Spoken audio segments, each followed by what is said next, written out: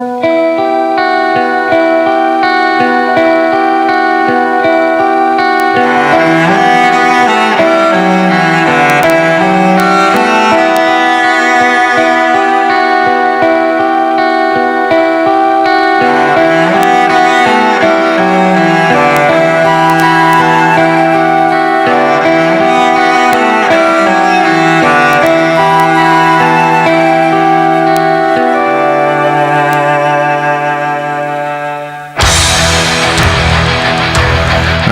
minutes after 10 o'clock. Thank you for tuning in. Gordon Javna is on the phone. He's going to talk about the book he wrote with his brother. It's called Life is a Joke, 100 Life Lessons with Punchlines, written by the Javna brothers.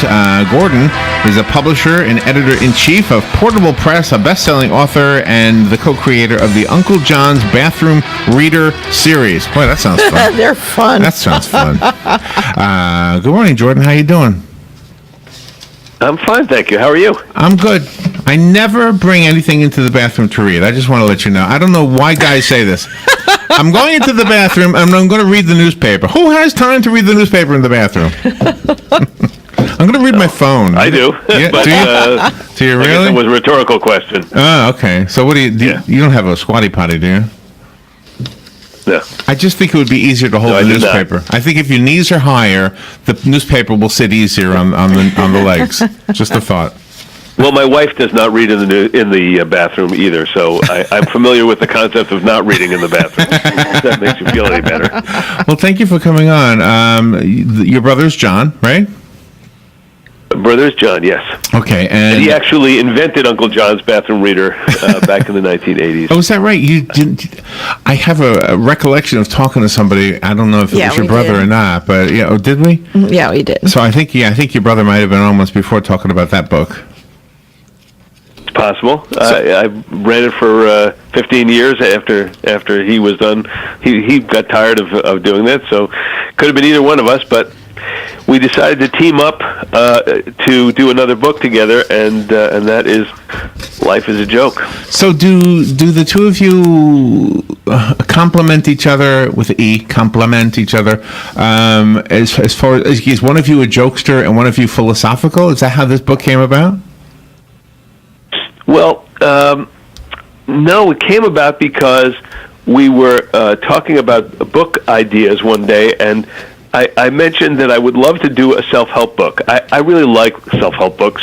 I need all the help I can get, and a little bit of wisdom imparted to me goes a long way. I've always been a fan of that kind of thing. And my brother said, well, I've always used jokes to tell my children lessons, to teach them lessons that were hard for them. Mm-hmm. And boing, a little light went off on our heads, and we said, hey, I wonder if we could combine the two ideas, jokes and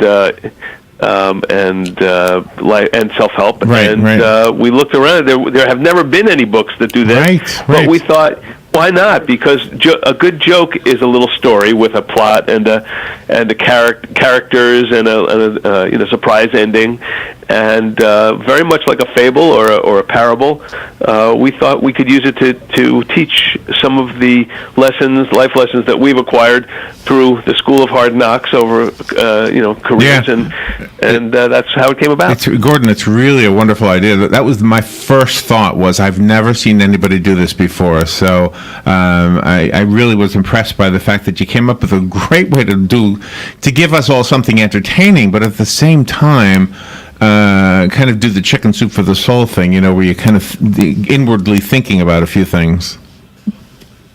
Yeah, and even, I know that readers are going to pick this up, and some people are going to want to rush through it and get the jokes. And I have to say, they're all good jokes. We've collected classic jokes. These are not things that we wrote from scratch, but they're good jokes, and people are going to want to rush through and read the jokes. But I tell people, After you read the joke and then you get the life lesson, then we have a section for each joke called Beyond the Punchline, where we give some tips for how to implement some of these lessons or things to look for to help you understand the lessons a little bit better. And it takes a little bit of time for those things to percolate. So that's my advice to people is, read one and put it down and think about it for a while, because there's some good stuff to be gotten.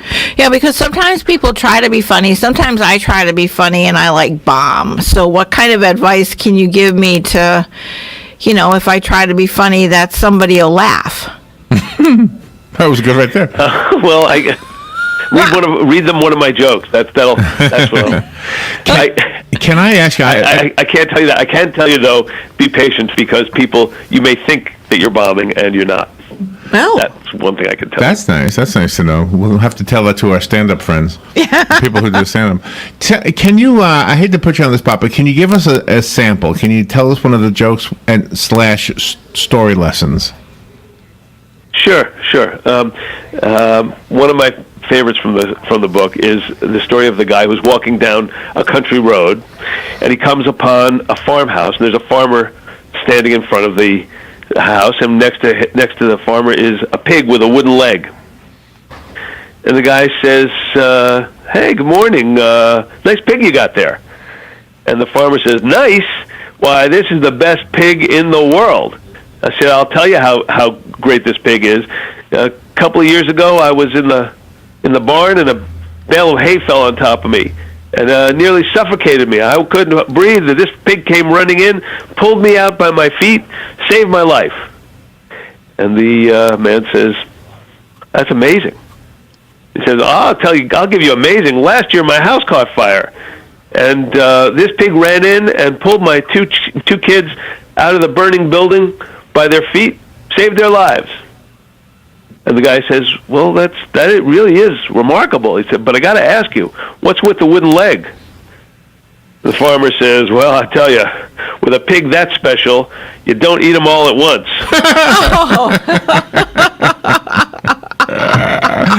Oh my gosh, I didn't see it coming at all. I was trying to guess what the punchline was going to be. So take us to the next step in the book, because the book isn't just a book of jokes. No, well, the lesson to learn from this is that we all like to believe that when we do something for somebody, they're going to express their appreciation. And a lot of times people will. They'll say thank you, and they'll really mean it. But some people cannot express their gratitude, and other people while they may appreciate what you've done for them, they really just see you as a resource for them to exploit. Mm-hmm. And unless you're aware of this, you could end up like the farmer, being eaten piece by piece, unless you have the good sense to get out of that situation. Wow. In other words, don't be the pig. That's awesome. Wow. That's awesome. So how long did it take? How many of 101, right? Or 100. So how 100. So you took jokes that already existed and did that second part you just told us, right?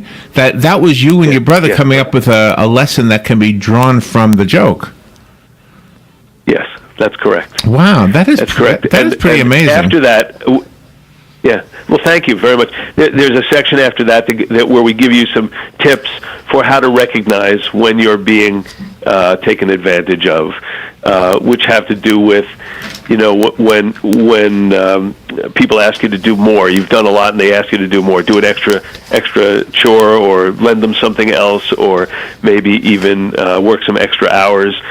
Or another sign that you might be taken advantage of is when people don't reciprocate, or and finally, and we have a couple more, but then finally, the last thing is, if you're still not convinced, trust your gut.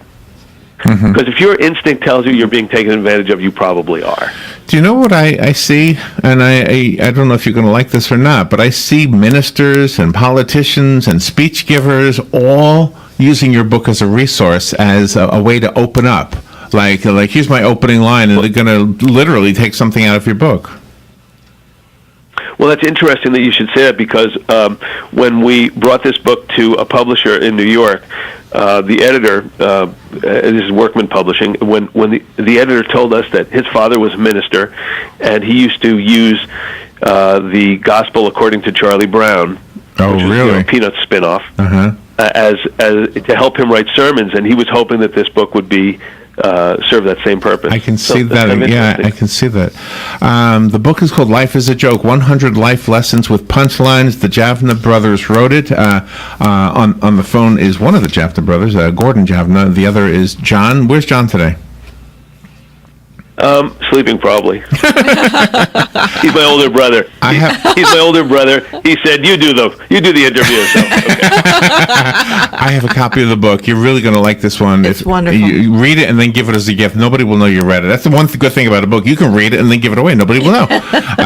So call me if you want the one that was sent to us. I found it on Amazon. I have the picture of the cover on our podcast right now, so that's what it looks like.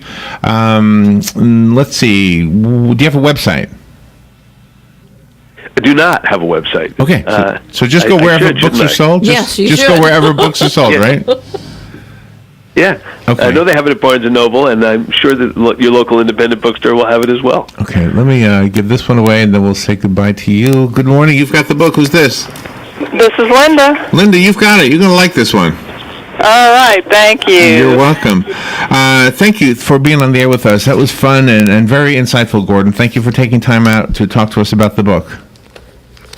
My pleasure. Thank you for having me on, Larry. All right, that was fun and really cool. All right, we'll take a little break, and we'll be right back. This is The Source, WOCA Ocala.